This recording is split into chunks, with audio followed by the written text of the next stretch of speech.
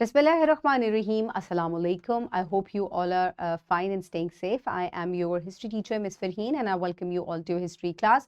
My dear students, आज के lecture में हम मुख्तलिफ फेजेस पाकिस्तान के पढ़ेंगे जो उसके फॉरेन पॉलिसी के रहे हैं. So my dear students, pause the video and quickly open your history 8 books. I hope everybody has opened the book. So my dear students, in today's lesson you will be able to describe the different phases of the foreign policy of Pakistan. सबसे पहले आपको ये पता होना चाहिए कि foreign policy क्या होती है.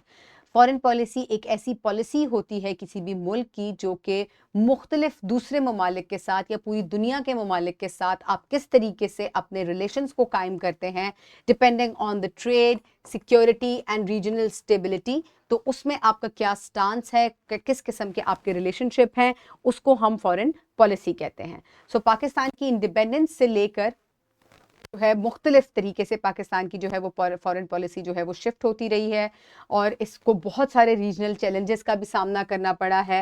And it has adapted its regional policy to address the evolving national interest and the international dynamics. So Pakistan ने अपनी फॉरेन पॉलिसी को अडेप्ट किया है जिस भी किस्म के हालात हो जाते थे उसके हिसाब से पाकिस्तान की बेहतरी के लिए फॉरेन पॉलिसी को जो है वो अक्सर औकात चेंज किया जाता रहा है. तो सबसे पहले हम एरा ऑफ न्यूट्रलिटी की तरफ पाएंगे जो कि 1947 पाकिस्तान के बनने के बाद टिल 1953 रही, जिसमें पाकिस्तान ने फोकस किया न्यूट्रल रहने की तरफ टुवर्ड्स द कोल्ड वॉर, क्योंकि उस दौरान कोल्ड वॉर चल रही थी बिटवीन रशिया एंड अमेरिका. तो पाकिस्तान का स्टांस ये था कि we are neutral, we are neither siding towards America और towards the Russia. So because at that time it was a bipolar world, दो superpowers थी, America and Russia.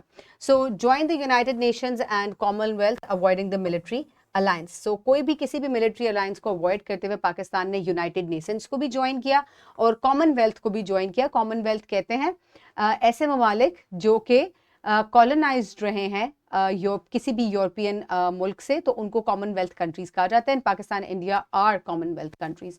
तो इन्होंने मिलिट्री अलायंस को अवॉइड किया and they become a part of United Nations and Commonwealth.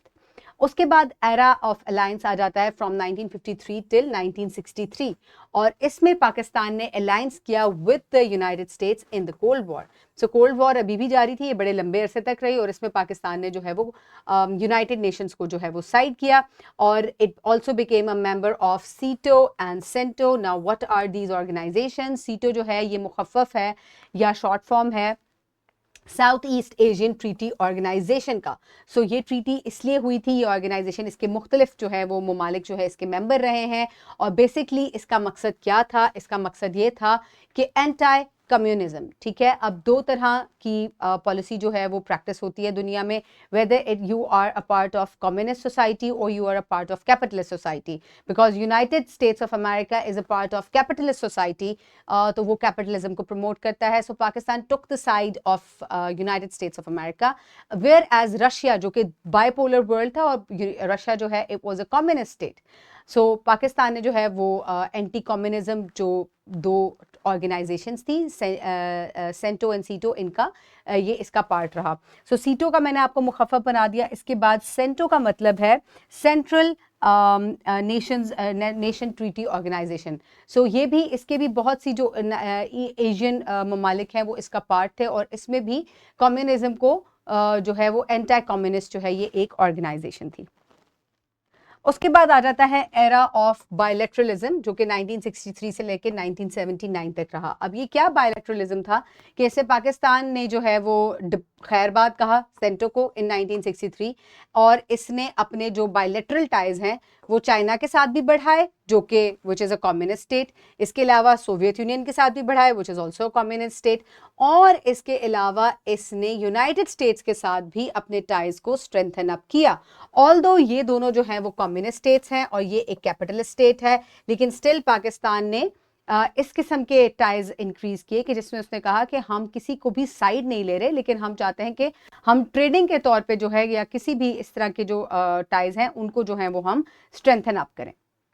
उसके बाद आ जाता है एरा ऑफ नॉन अलाइनमेंट जो कि 1979 से लेकर 1989 तक रहा और इसमें पाकिस्तान ने नॉन अलाइन मूवमेंट जो है नाम उसको प्रमोट किया and its policy shifted during the Soviet invasion of Afghanistan in 1979. उसके बाद आ जाता है पोस्ट कोल्ड वॉर एरा, जबकि डिसइंटीग्रेट हो गया था सोवियत यूनियन, इसके जो है वो डिवाइड हो गया था काफ़ी सारे छोटे छोटे हिस्सों में इन 1990 इन 2001.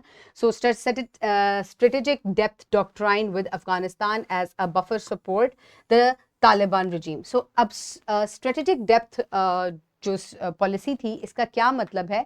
इसका मकसद ये है, ये एक ऐसी मिलिट्री स्ट्रेटजी थी कि जिसमें पाकिस्तान का मानना ये था कि हम जो है वो एक ऐसा जोन बना लेते हैं कि हम अपने जो हैं वो टाइज इंक्रीज कर लेते हैं अफगानिस्तान के साथ, ताकि अगर कभी भी हमारे मिलिट्री जो है वो कोई मसला होता है इंडिया के साथ, तो हम अफगानिस्तान की तरफ जो है वो रुख कर सकें या उसकी तरफ जो है वो मूव कर सकें, उसके ऊपर इन्हिसार कर सकें. लेकिन और इसके अलावा उसने तालिबान रजीम जो है उसको भी अफगानिस्तान में सपोर्ट किया. उसके बाद आ जाता है ग्लोबल एंटी टेररिज्म एरा. अब ये एरा कब आता है? इन 2001 एंड टिल प्रेजेंट. अब ये हुआ था जबकि 9/11 का वाकया हुआ और वर्ल्ड ट्रेड सेंटर्स, जो कि दो बड़े बड़े टावर्स हैं in United States of America, वहाँ जो है इनके साथ दो प्लेन्स जो है वो टेररिस्ट अटैक हुआ इनके ऊपर, और दोनों जो बड़ी बिल्डिंग्स हैं ये कोलैप्स कर गई थी और बहुत सारे लोग जो हैं उनको जानी और माली नुकसान हुआ था इसके अंदर. और इसमें जो है यूएस ने जो है, क्योंकि इसकी जो जिम्मेदारी है वो अफगानिस्तान में जो तालिबान है उन्होंने एक्सेप्ट की. सो पाकिस्तान ने अपनी जो फॉरेन पॉलिसी है उसको उसके हिसाब से जो है अडेप्ट किया, और इन्होंने they aligned with the US in the war on terror and recent emphasis on the relationship with the China CPEC and Belt Road Initiative. So इसकी मतलब ये है कि पाकिस्तान ने जब 2001 में अटैक हुआ वर्ल्ड ट्रेड सेंटर्स के ऊपर, तो पाकिस्तान ने अपनी फॉरेन पॉलिसी को अलाइन किया with United States of America, और उन्होंने उनको इजाज़त दी कि आप हमारे मुल्क से अफगानिस्तान में ऑपरेशन कर सकते हैं. लेकिन स्टिल इस अलाइनमेंट के बावजूद अमेरिका को यही लगता था कि पाकिस्तान जो है वो तालिबान को सपोर्ट करता है, और पाकिस्तान को इससे ये नुकसान हुआ वो हम आगे डिस्कस करेंगे. लेकिन पाकिस्तान का अभी भी एम्फेसिस ये है कि वो अमेरिका को भी सपोर्ट कर रहा है, और इसके अलावा चाइना को उसने जो है वो चाइना के साथ एक ऐसी ट्रीटी साइन किया which is known as CPEC, जिसमें जो है वो एक बहुत बड़ा एक इंफ्रास्ट्रक्चरल प्रोग्राम है जो चाइना के बेल्ट रोड इनिशिएटिव को जो है वो सपोर्ट करता है, और वो पाकिस्तान से होकर गवादर पोर्ट तक गुजरता है. एंड इट्स $1 मिलियन डील जिसमें पाकिस्तान को और चाइना को दोनों को बहुत सारे फायदे हैं. सो मीनवाइल मैं आपको ये भी बताती चलूं कि पाकिस्तान को क्या नुकसान हुआ था अलाइनिंग विद यूएस, जिसमें पाकिस्तान ने अपनी मुल्क से यूएस को इजाज़त दे दी थी कि आप जो है वो मुख्तलिफ जो भी आपने अपने आपका अटैक करना चाहते हैं अफगानिस्तान पे, आप वो कर सकते हैं. तो उसमें पाकिस्तान को ये प्रॉब्लम हुई कि जो तालिबान हैं उन्होंने पाकिस्तान के अंदर सुसाइड बॉम्बिंग का आगाज़ किया, जिसकी वजह से तकरीबन 70,000 लोग जो हैं उनको जानी नुकसान हुआ इन पाकिस्तान. और पाकिस्तान को इकनॉमिकली बहुत ज़्यादा सेटबैक हुआ, क्योंकि पाकिस्तान एक डेंजरस टेरिटरी या डेंजरस कंट्री जो है वो बन गया पूरी दुनिया के लिए, और बहुत सी इंटरनेशनल जो ऑर्गेनाइजेशंस हैं वो पाकिस्तान में इन्वेस्ट करने से घबरा रही थी, क्योंकि पाकिस्तान जो है वो एक डिफ़िकल्ट जोन बन चुका था. So my dear students, this is it, जिसमें हमने पाकिस्तान की फॉरेन पॉलिसी को मुख्तलिफ अदवार में आज डिस्कस किया. So my dear students, for worksheet you can complete this worksheet. You can download it or get it in print form by your teacher. So pause the video and quickly finish it. I hope everybody has finished this worksheet. For your homework, you will write a short paragraph on the foreign policy of Pakistan. I hope you have enjoyed today's lesson. Stay safe. Thank you so much, and Allah Hafiz.